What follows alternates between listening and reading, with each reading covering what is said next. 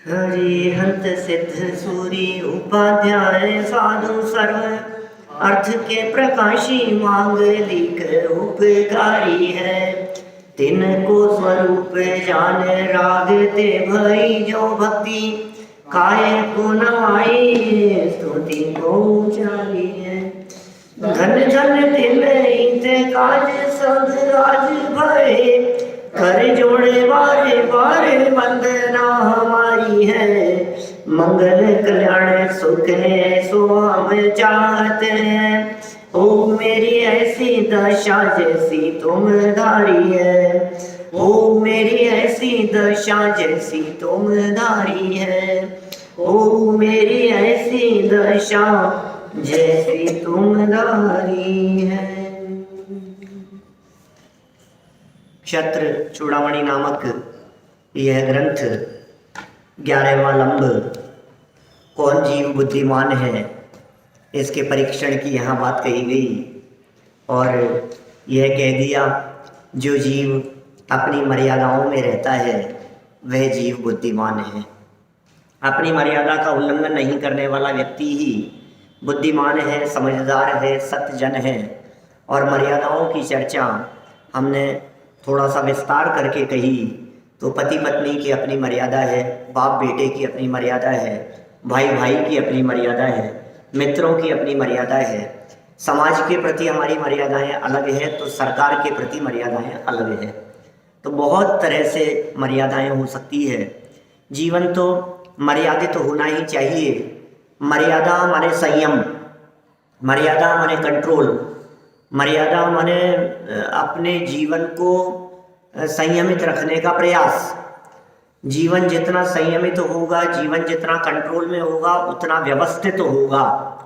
व्यवस्थित जीवन ही सुखी जीवन है। जीवन यदि कंट्रोल में नहीं है तो फिर तो ऐसे कहा गया है कि जीवन बिना ब्रेक की गाड़ी के समान हो जाएगा। गाड़ी में जिस तरह से ब्रेक होते हैं ना, कंट्रोल करने वाले, रोकने वाले, रोकने के लिए, अब यदि अपनी लाइफ में संयम रूपी ब्रेक नहीं है तो हमारी गाड़ी, जीवन रूपी गाड़ी, ये बिना ब्रेक की गाड़ी की तरह हो जाएगी जिसका विनाश 100% होगा। कहीं भी टकराएगी, कहीं भी भिड़ेगी। इसलिए जीवन में संयम और मर्यादाओं का बहुत बड़ा स्थान है। यदि हम में कहीं मर्यादाओं की कुछ कमी दिखती हो तो हम अपने जीवन की मर्यादाओं को और अधिक व्यवस्थित करने का प्रयास करें। देखिए, इस जगत में परिपूर्ण तो कोई नहीं है, लेकिन वास्तव में सज्जन वे हैं जो अपूर्ण होते हुए भी परिपूर्णता का प्रयास करते हैं। परिपूर्ण तो वे है ही नहीं, परमात्मा थोड़ी ना हो गए। जो सज्जन हैं आखिर वे भी हैं तो गृहस्थ ही है, रहते तो घर गृहस्थी में है, रहते तो परिवार के बीच में है।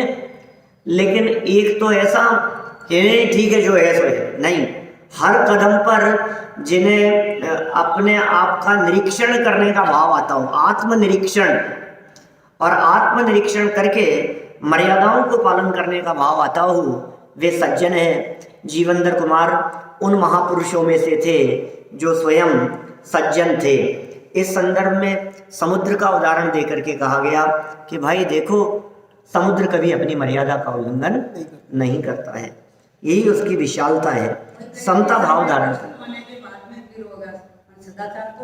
पहले ही होगा, पहले इस गलत फहमी में नहीं रहे। सम्यक दर्शन होगा तब होगा साहब, अभी तो क्या है। नहीं नहीं नहीं, ये पात्रता है, ये सम्यक दर्शन की पात्रता है। मेरे 2-3 जगह किए हुए प्रवचन है सम्यक्त्व की पात्रता पर। अभी कहाँ सोनागिरी में लिया था अभी शिविर के अवसर पर, वहाँ भी पात्रता की चर्चा की थी। और एक डलास टेक्सास में अमेरिका में, वहाँ सम्यक्त्व की पात्रता पर एक अलग हटके प्रवचन हुआ।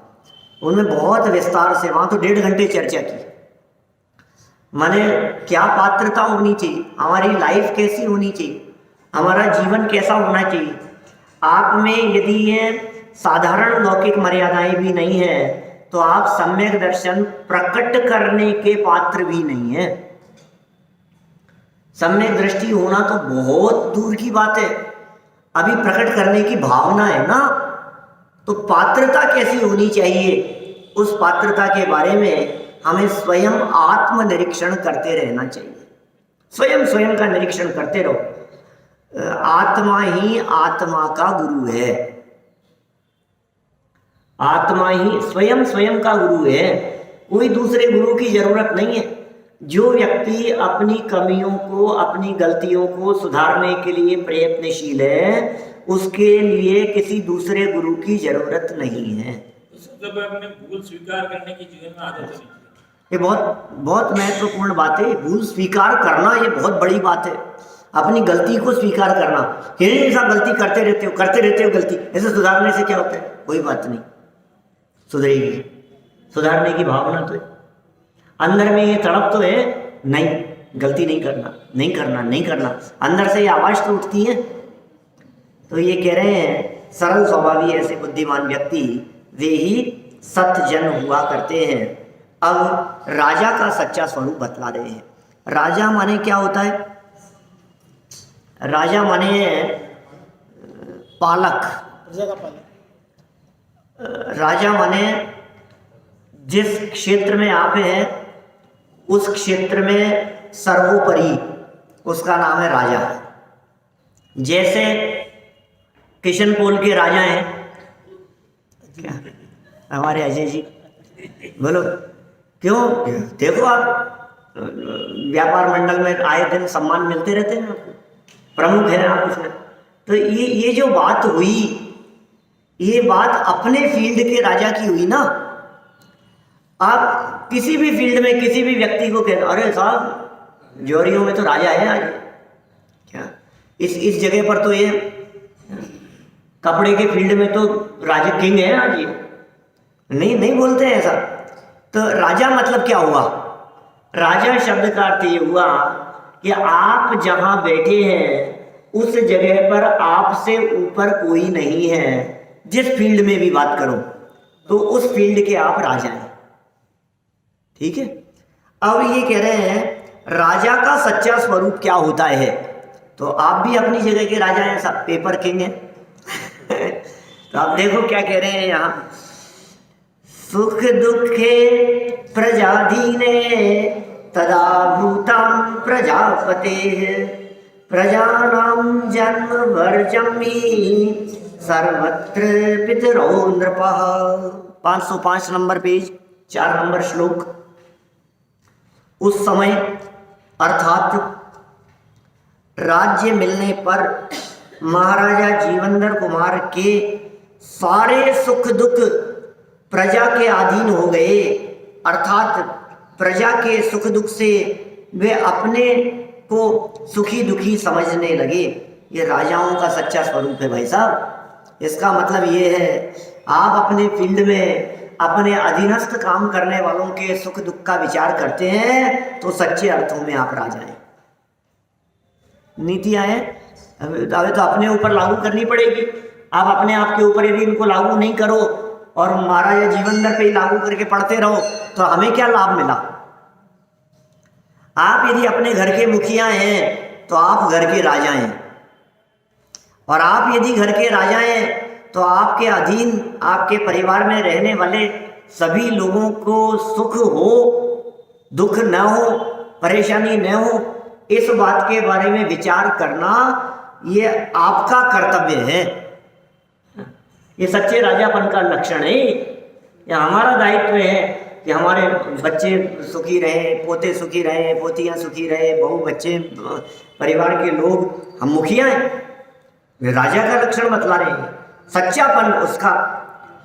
एक नौकर चाकर, आपके अधीनस्थ काम करने वाले, आपके यहाँ काम करने वाले कर्मचारी, आप उनके सुख दुख का विचार करें, वे दुखी ना हो, तब तो वो आपको राजा कहेंगे। राजा बनाया किसने, पहले तो ये नक्की करो।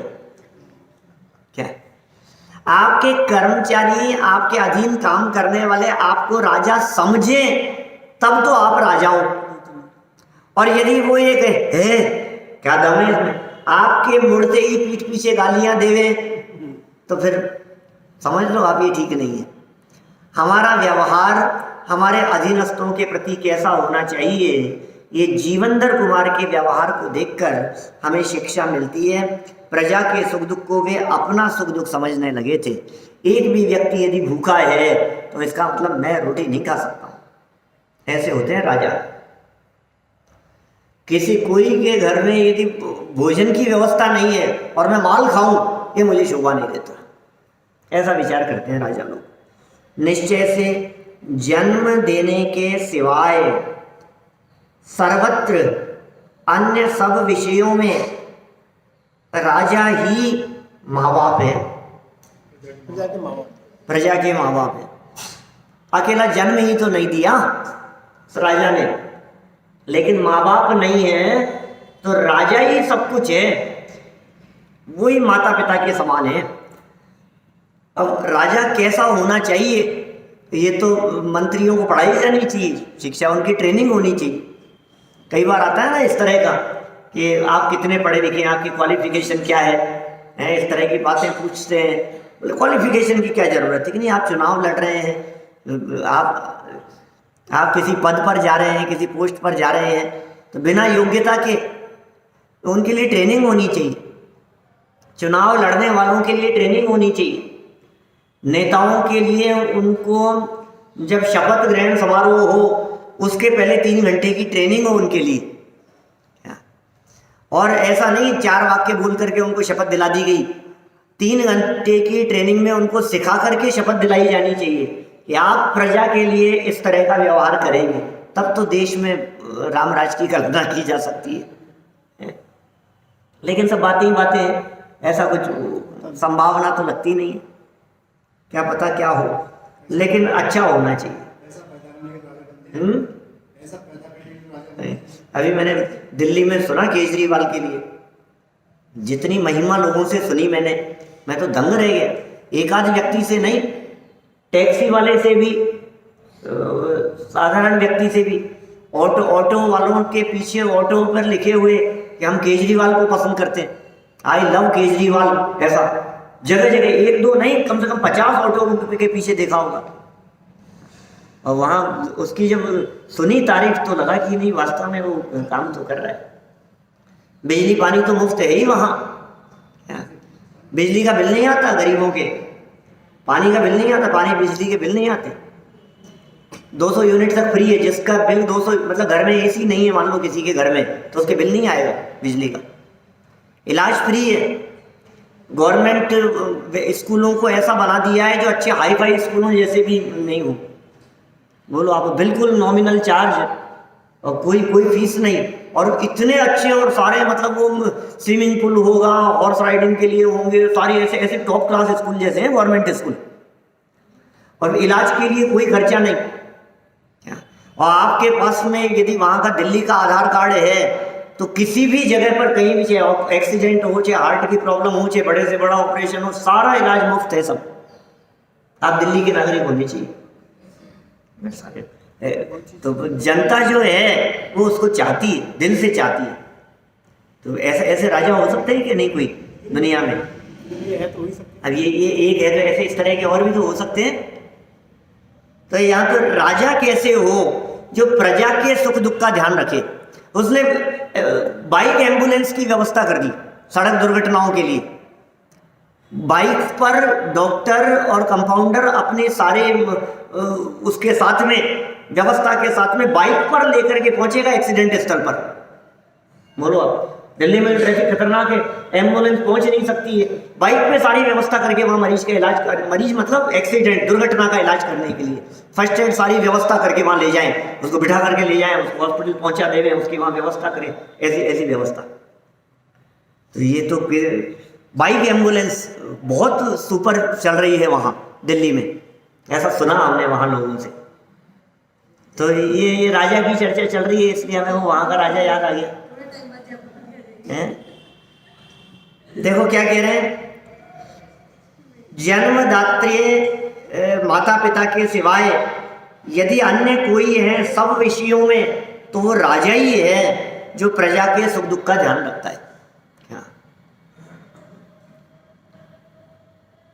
अब राजा जीवंदर कुमार का सुख दुख प्रजा के सुख दुख के अधीन हो गया है, क्योंकि एक जन्म देने रूप काम को छोड़कर सब बातों में राजा प्रजा के माता पिता ही है।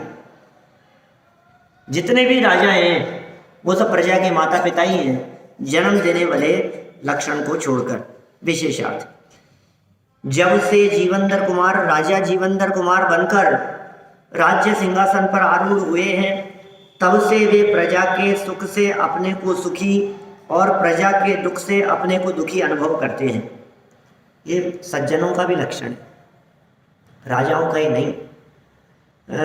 पर के दुख में दुखी, पहले तो पुराने समय में चिट्ठी भी लिखा करते हैं ना, किसी के यहाँ कुछ ऐसा वियोग हो जाए, कुछ चिट्ठी लिखते थे, आपके दुख में सम दुखी है, ऐसी फिक्स लैंग्वेज थी। मतलब ऐसा समझ लो आप कि आपके दुख में दुखी।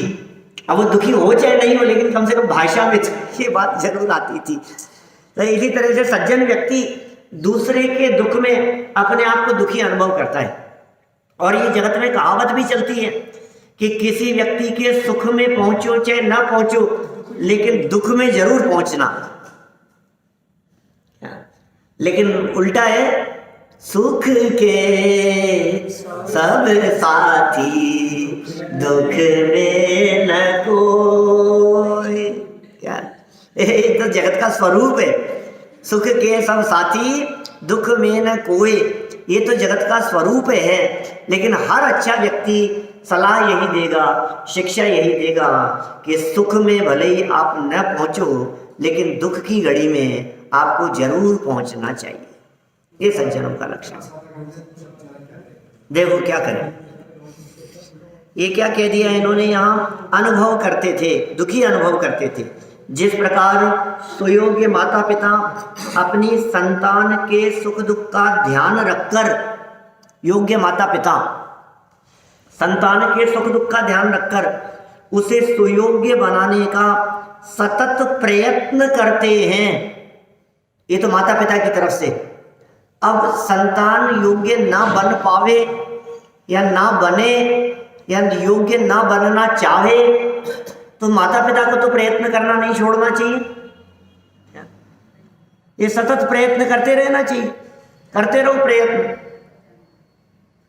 कितनी सुंदर बात कही है, सुयोग्य माता पिता। अभी सुयोग्य इसलिए लगा दिया है कि आज का जमाना बहुत खतरनाक है, क्या इसलिए क्यों अयोग्य नहीं हो सकते क्या? आज दुनिया है भाई साहब, यहाँ सब कुछ चलता है आज के समय में। क्या बच्चों को ही बेच देते हैं माँ बाप, क्या मार देते हैं, जहर दे देते हैं, न मालूम क्या क्या घटनाएं दुनिया में ऐसी अनहोनी सी दिखने वाली घटनाएं न्यूज़पेपर का विषय बनती हुई दिखती है। बच्चे माँ बाप को दे देते हैं। हाँ, बच्चे माँ बाप को दे देते हैं, और बच्चे माँ बाप को दे देवे ये तो बहुत आयत है, ये तो इसमें तो कोई आश्चर्य नहीं है। लेकिन माँ बाप बच्चों को दे देवे ये एक बड़ी घटना बन जाती है। बच्चे तो देवे ही, वो तो अवसर्पणी काल है ना, प्रीति ऊपर से नीचे बहती है। ये तो कई बार कहा है आपसे, उल्टा नहीं चलती। देखो आप क्या कह रहे हैं, सुयोग्य माता पिता अपनी संतान के सुख दुख का ध्यान रखकर उसे सुयोग्य बनाने का सतत प्रयत्न करते हैं। उसी प्रकार प्रजापालक सुयोग्य राजा भी अपनी प्रजा के सुख दुख का ध्यान रखकर उसे सुखी और संपन्न बनाने का सदा प्रयत्न करते हैं। तदनुसार प्रजा वत्सल राजा जीवंदर कुमार भी अपनी प्रजा के साथ एक रूप ही हो गए हैं, ऐसा प्रतीत होता है। अरे सारी प्रजा उनका परिवार हो गया है। क्या उदार चरित्रा नाम तू वसुधैव कुटुंबकम, नीति पढ़ी होगी आपने। अयम निज है परो वेत्ति गणना लघु चेतसाम, उदार चरित्रा नाम तू वसुधैव कुटुंबकम। वो 6th की पुस्तक में है, संस्कृत की पुस्तक में क्या लिखा है, अयम निज है, मेरा है, नहीं दूंगा, ये इसका है, अपना अपना, ये मेरा है, ये तुम्हारा है। इस तरह की गणना करने वाले छोटे दिल वाले लोग होते हैं। गणना माने गिनना, लघु चेतसाम, लघु माने छोटा, चेत माने चित्त, छोटे दिल वाले लोग ये मेरा है और ये तुम्हारा है ऐसा समझते हैं। अयम, अयम माने यह है, निज है, और परो ये पर है, ये मेरा है और ये पर है, वेत्ति ऐसा जानने वाले। अयम निज है परो वेत्ति गणना लघु चेतसाम, लेकिन उदार चरितानाम, उदार चित्त वाले उनके लिए क्या स्थिति है, वसुधैव कुटुंबकम, सारी वसुधा ही परिवार है। ये जीवनधर कुमार ऐसे राजा थे जिनके लिए पूरी वसुधा ही उनका कुटुंब हो गई। प्रजा के सुख दुख में वे अपने आप को सुखी दुखी समझकर प्रजा के दुखों को दूर करने का प्रयत्न करने लगे। राजा जीवनधर कुमार की प्रजा के भाव, अब प्रजा क्या समझ रही है। आसीत प्रीति करम तस्य करदानम च दानवत, वृषलाः किं न तुष्यन्ति शालेये बीजवापिनः। और उसकी प्रजा का राजा को कर देना दान देने की तरह प्रीतिकर अर्थात आनंददायक हुआ। वाह, ये कैसी बात हो गई। देखो आप, राजा जब इतना भला करता है, राजा जब प्रजा का इतना उपकार करता है, तो प्रजा भी ये सोचती है कि नहीं अपने को टैक्स देना चाहिए। प्रजा इस प्रकार से टैक्स देने लगी कि मानो दान दे रहे हैं, कोई बात नहीं, देना है अपने को, इतनी उदार भावना से। निश्चय से धान्य के खेत में बीज बोने वाले किसान लोग क्या संतुष्ट नहीं होते हैं, अर्थात होते ही हैं। माने किसान लोग जब बीज दे रहे होते हैं जमीन में, तो वे सोच रहे हैं अरे यार क्या पता क्या होगा, ये बीज जितना अनाज है यही बेकार जा रहा है, इतना तो डाल रहे हैं अपन। भाई यदि उसे गेहूं की खेती करनी है, मान लो गेहूं की खेती करने में मान लो यदि अनाज उगेगा 200 बोरियां, तो 2 बोरी गेहूं तो डालना पड़ेगा, अपने को आइडिया नहीं है जो भी है, तो भी जो भी है गेहूं में से तो गेहूं उगेगा, वो गेहूं का जो दाना है। अब यदि कोई किसान यह सोचने लगे, ये विचार करने लगे 2 बोरी इनमें जमीन में, पागल हो गया, दिमाग खराब है क्या मेरा, गल जाएंगे, खराब हो जाएंगे। 2 बोरी के अंदर तो मैं 2 महीना निकाल लूंगा, घर का काम चल जाएगा, और इसमें डालें अपन। तो ऐसा कोई मूर्ख ही किसान सोच सकता है। समझदार तो ये विचार करता है कि 2 बोरी लग रही है लेकिन 200 बोरी गेहूं उग करके आएगा अपने पास में, तो उसको अनाज को वेस्ट नहीं समझता। इसी तरह से वो प्रजा के लोग राजा को कर देना वेस्ट नहीं समझते, वो ये समझते हैं हम दान दे रहे हैं, हम यदि राजा को ये कर दे रहे हैं, टैक्स दे रहे हैं, तो इस टैक्स के माध्यम से हमारे को अच्छी सड़कें मिलेगी, हमारे को रोड पर प्रॉपर लाइट मिलेगी, हमारे घर के आसपास चारों तरफ सड़कों पर सफाई मिलेगी। हम यदि टैक्स दे रहे हैं तो ये सारी व्यवस्थाएं हमारे लिए होंगी, अच्छे अस्पताल होंगे, अच्छी व्यवस्थाएं होंगी, अच्छी सुविधाएं मिलेगी हमारे को, अच्छी बस होगी, अच्छी ट्रेन होगी, कितनी सुविधाएं, आप प्लेटफॉर्म अच्छे मिलेंगे आपको जगह जगह। अभी तो इस बार तो मुझे ट्रेन में सफर करते हुए ऐसा महसूस हुआ कि जैसे विदेशों जैसी सुंदरता दिख रही जगह जगह, इतने सुंदर प्लेटफॉर्म दिख रहे हैं, साफ सफाई, इतनी साफ सफाई पे ध्यान दिया जा रहा है पूरे देश में, सब जगह इतनी साफ सफाई, कहीं कोई कचरा नहीं दिखे, कूड़ा नहीं दिखे। ये क्या हो गया है? स्वच्छता अभियान नहीं साहब, बार बार में हैमरिंग होती है लोगों के दिमाग पर, तो असर तो होता है, फर्क तो पड़ता है थोड़ा सा। तो देखिए क्या कह रहे हैं यहाँ, जिस प्रकार किसान खेत में बीज बोने से खुश होते हैं, उसी प्रकार प्रजा राजा को कर देने में प्रसन्न थी। वाह, हाँ प्रसन्न होकर, सही बात है। राजा जीवनधर कुमार की प्रजा को अब राज्य कर देना दान देने के समान आनंददायक हो गया है, क्योंकि धान के खेत में बीज बोने वाले किसान को संतोष होना स्वाभाविक है। देखिए, जो बातें राजा के लिए कही गई, आप अपने क्षेत्र के राजा हैं, आप ये अपने यदि अधीनस्थ लोगों का दिल खोलकर उनका दर्द समझेंगे, उनका सहयोग करेंगे, तो आप ये मान करके चलिए, आपको काम पड़ने पर, जरूरत होने पर वो आधी रात को भी आपके लिए खड़े रहेंगे। वो नौकर वो कभी मना नहीं करेंगे, वो आपके किसी काम के लिए पल्ला झाड़ के नहीं जाएंगे। वो दिल से खुश होकर के, बाबूजी ने हमारे को ये काम बताया है, जरूर करेंगे, जरूर हो जाएगा ये काम। तो ये ऐसी भावनाएं कब आती है? जब राजा अपनी प्रजा का पालक होता है। टैक्स देने का मतलब क्या है? अब आपके यहाँ काम करने वाला नौकर, वो आपको क्या टैक्स देगा, वो आपको क्या धन देगा? धन तो आप उसको देते हो। तो क्या कर सकता है कि किसी दिन आपके यहाँ कोई विशेष मेहमान आने वाले हैं, कुछ काम होने वाला है, तो आपके सहयोग के लिए खड़ा रहेगा, 2 बार चक्कर लगा लेगा, ड्यूटी आवर्स के बाद में भी रुक करके काम करेगा। बोलो, ऐसी भावनाएं होती है? खुश रखो तो ऐसा ही होता है। तो यही बात तो कह रहे हैं यहाँ। देखिए विशेषार्थ में क्या कहते हैं।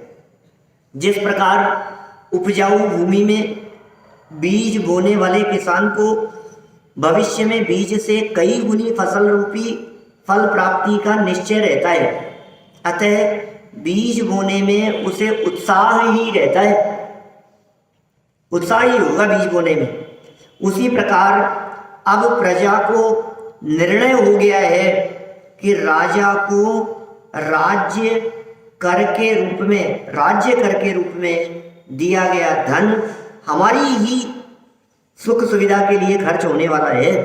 अतः प्रजा राजा जीवनधर कुमार को कर देने में, दान देने के समान आनंद का अनुभव करने लगी।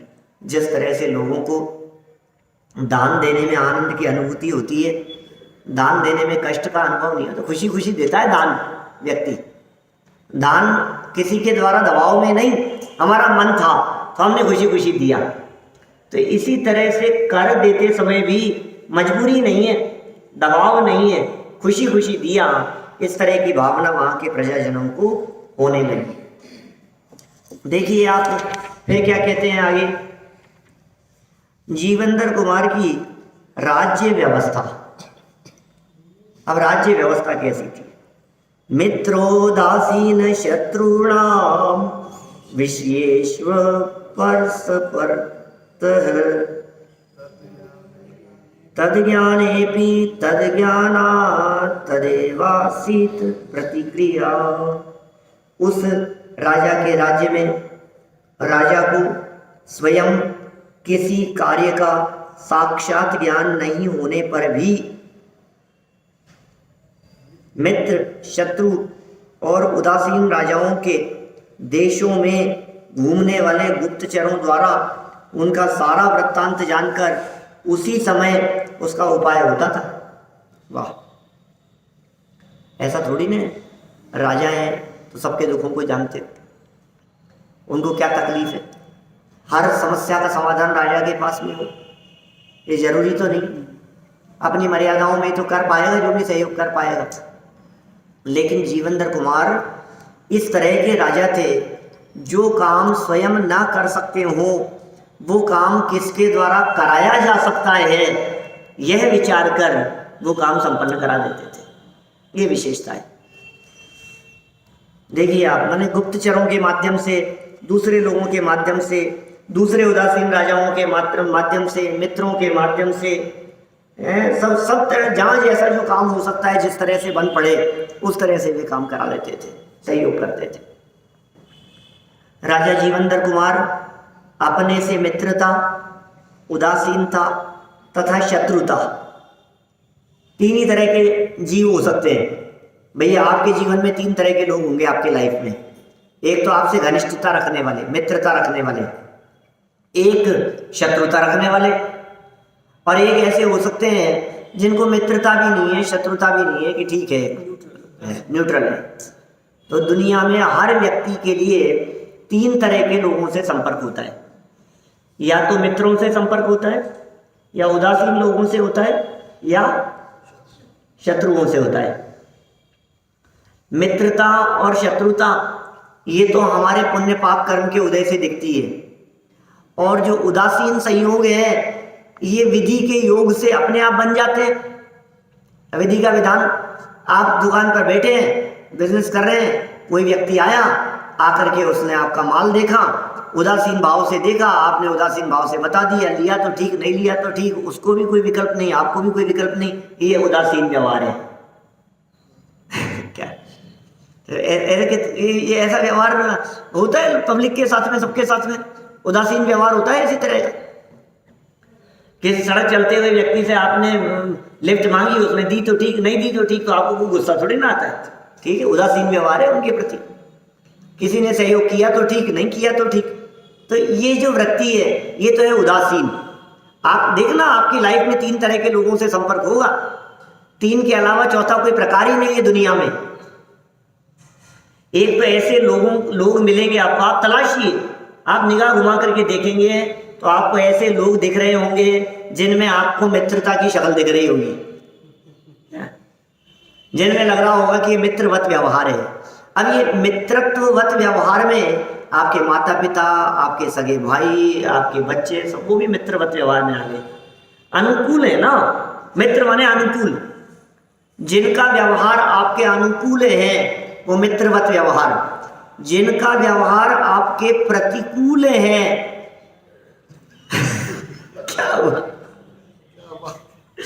क्या व्यवहार आपके प्रतिकूल हो गया है तो वो शत्रुवत व्यवहार हो गया है। और जो बिल्कुल उदासीन है क्या वो मध्यस्थ। राजा जीवंदर कुमार अपने से मित्रता रखने वाले, उदासीनता तथा शत्रुता रखने वाले मंडलीक राजाओं का पता गुप्तचरों के माध्यम से बराबर रखते थे। गुप्तचरों से इस बात का पता लगाते रहते थे कौन अपना है और कौन पराया। यहाँ कौन है अपना, कौन पराया, किसको इसकी खबर लगे, है कोई खबर ही नहीं है। क्या पता अपनों के वेश में पराये हों हैं और परायों के वेश में आकर के अपना सहयोग कर जाए। ये जगत है भाई, ये दुनिया है। तो वो बराबर गुप्तचरों के माध्यम से इन बातों की खबर रखा करते थे। तथापि उन मित्रादि राजाओं को इसका कुछ भी पता नहीं चलता था, मित्रों को भी पता नहीं लगता था, शत्रुओं को भी पता नहीं लगता था, और कौन उदासीन है उनको भी पता नहीं लगता था कि कोई हमारे लिए गुप्तचर लगाए हुए हैं। तदनुसार उचित पद्धति द्वारा मित्र राजाओं को राज्य व्यवस्था में उत्साहित करते थे, उदासीनों के प्रति माध्यस्थ भाव रखते थे और शत्रुता रखने वाले राजाओं का नाश करते हुए राजा जीवंदर कुमार अपनी राज्य व्यवस्था व्यवस्थित रखते थे। ये बहुत किसके साथ कैसा व्यवहार करते थे कि यदि गुप्तचरों से पता लगा कि ये जो हमारे कर्मचारी काम कर रहा है ये अंदर ही अंदर दुश्मनी वाला है, तो फिर उसको निकाल दो, उसको अलग कर दो, आप उसको आपकी टीम में शामिल मत रखो। और पता लगा कि ये आप मित्रता गुप्तचरों से, सामने तो सब तारीफ करते हुए दिखेंगे, सवाल सामने का नहीं है।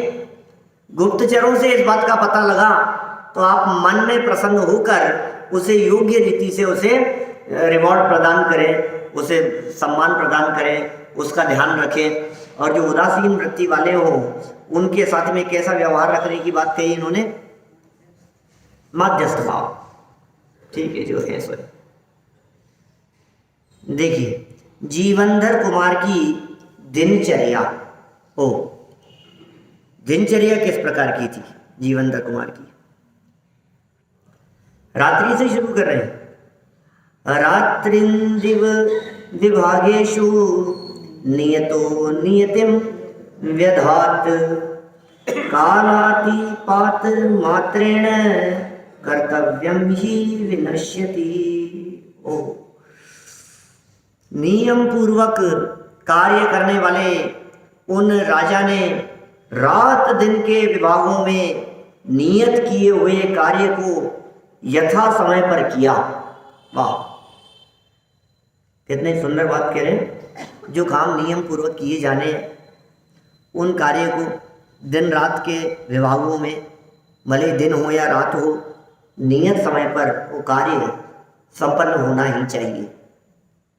ये उसकी कार्य करने की पद्धति थी, ये उसके दिनचर्या का अभिन्न अंग था। जो काम जिस समय करना है वो काम उसी समय करेंगे। ये नहीं कि काम ज़्यादा था तो नहाना दोपहर में नहा लेंगे, कोई बात नहीं, अभी तो ये काम करते रहो। ऐसे होते हैं लोग दुनिया में, जो आगे पीछे कर देते हैं अपनी दिनचर्या को। ये काम कब कर लो, सर्दियों के दिन होते हैं ना, तब तो सुबह के शाम को नहाते हैं घरों में बच्चे, कहीं जाना नहीं हो तो ऐसा दिखता है क्या, रात को देर तक सोएंगे, सुबह देर तक उठेंगे, क्या कुछ का कुछ वृत्ति करेंगे, मतलब ऐसे उटपटांग चलती है दिनचर्या।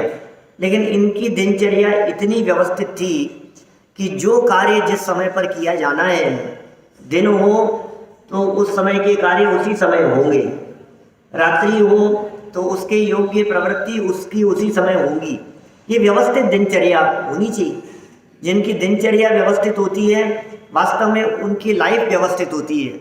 जिनकी लाइफ व्यवस्थित होती है वे मर्यादित कहलाते हैं। जो मर्यादित होते हैं उन्हें यहाँ क्या कहा गया था, सज्जन और बुद्धिमान कहा गया था। जो मर्यादित होते हैं वे बुद्धिमान होते हैं। इसका मतलब बुद्धिमानों के सारे काम व्यवस्थित होते हैं और बुद्धिमानों के सारे काम समय पर होते हैं। या ऐसा समझ लो, आपके काम यदि समय पर होते हैं तो ये बुद्धिमानों का लक्षण है। काम समय पर करें। होमवर्क है आपको मिला है तो आप समय से करें उसे।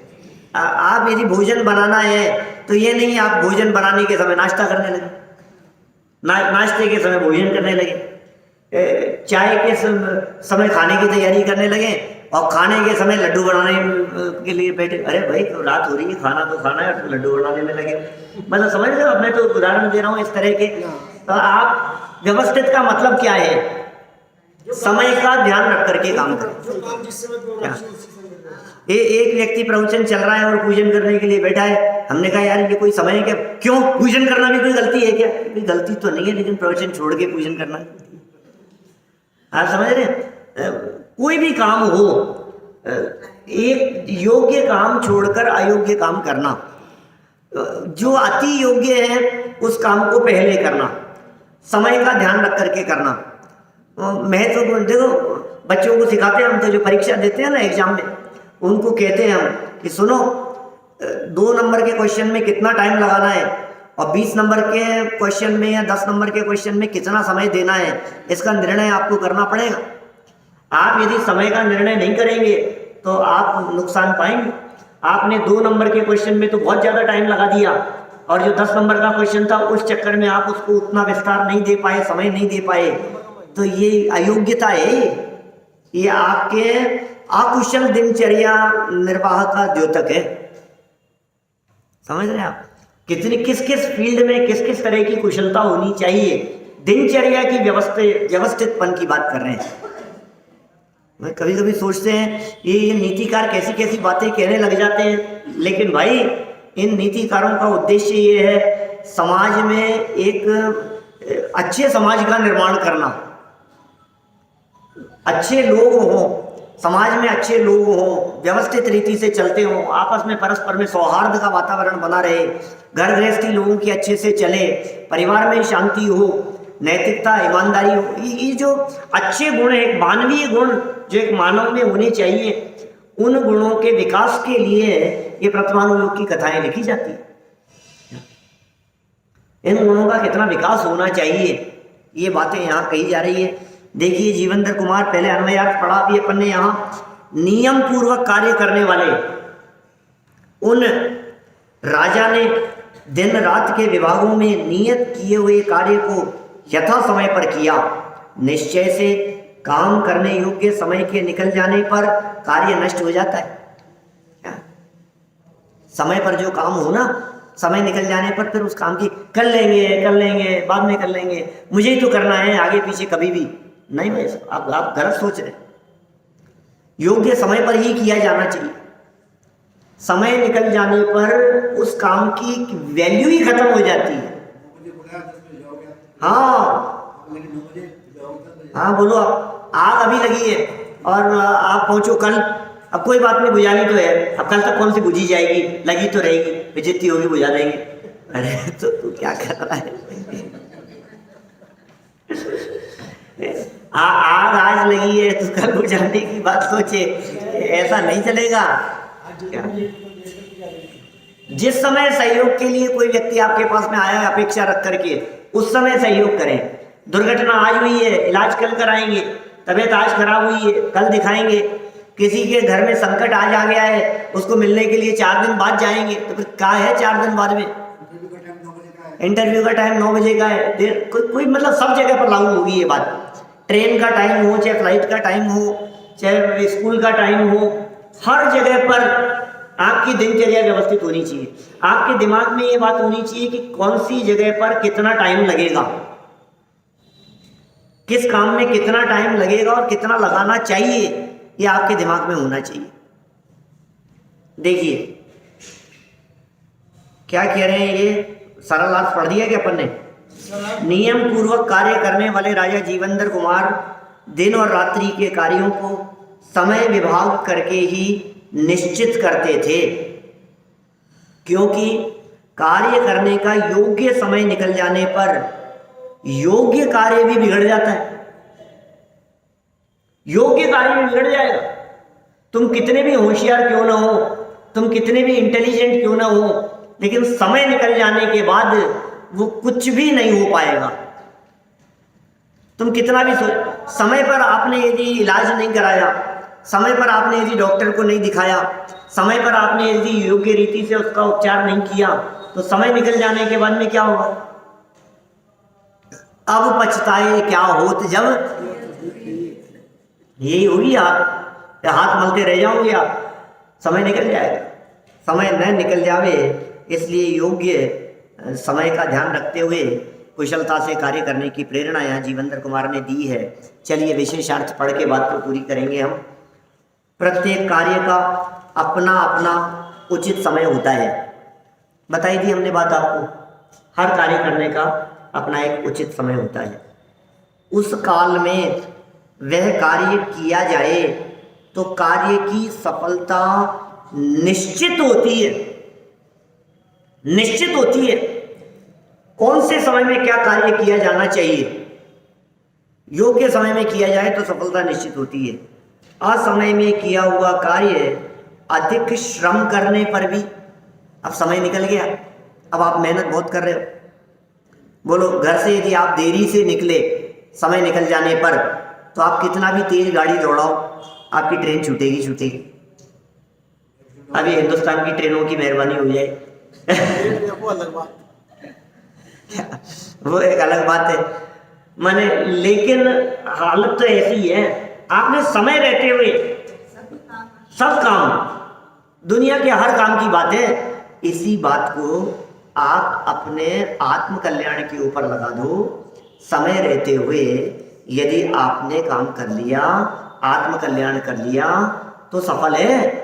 और समय निकल जाने के बाद रोगों ने आकर के घेर लिया या हमने बिस्तर पकड़ लिए, क्या जिस समय कैंसर लास्ट स्टेज पे पहुंच गया, जिस समय डॉक्टरों ने जवाब दे दिया, जिस समय बाथरूम में फिसल करके गिर गए और ब्रेन हेमरेज हो गया है, हार्ट में ऐसी प्रॉब्लम आ गई कि अब सही नहीं हो सकता है, किडनी ऐसी पोजीशन में आ गई कि दोनों ही खराब हो रही है, डायलिसिस पर चल रहे हैं और ऐसी हालत हो रही है, तो अब ऐसी स्थिति में तू क्या कर लेगा? कुछ भी नहीं। समय रहते चेत जाता। हम तुम्हें समझा रहे थे भाई साहब, अब सुन ले फिर कौन सुनाए दुर्लभ ये जिनवाणी, अरे उड़ चला हंस सैलानी। क्या अब सुन ले भैया, ये अवसर आ गया है, ये अवसर बीता जाए, ये निकल रहा है ये अवसर। असमय में किया हुआ कार्य, अब फिर तू कितने भी आपटे मारे कुछ नहीं होगा, फिर कुछ नहीं हो पाएगा। आज का काम आज नहीं निपटाया तो कल तेरा बर्डन डबल होने वाला है, वजन डबल हो जाएगा। तू सोच रहा है मैं कर लूंगा, हाँ कर लूंगा मैं, तो फिर 2 दिन नहीं किया तो तीसरे दिन और ज्यादा बढ़ जाएगा, चौथे दिन और ज्यादा बढ़ जाएगा। तेरे पास में जितना समय है और जितना काम है, अपने काम को उस समय के अनुपात में बांट ले उस काम को, और थोड़ा थोड़ा सा करता रहे, थोड़ा थोड़ा सा चलने दे तो काम हो जाएगा। सफल हो जाएगा। शिखर जी की वंदना करते समय जो आपके साथ में वंदना कर रहे होते हैं, वे क्या कहते हैं? बस थोड़ा सा और, बस थोड़ा सा और, बस थोड़ा सा और फिर क्या होता है? यात्रा हो जाती है। यात्रा हो जाती है पूरी। ये कितना प्रैक्टिकल उदाहरण है। बस थोड़ा सा, बस इतना सा कर लो, बस इतना सा। अब हम ये कह रहे हैं, आपको कोई ऐसा नहीं कि सब काम धाम और सब छोड़ छाड़ करके आप इसमें लग जाओ। आप जो कर रहे हो बस थोड़ा सा,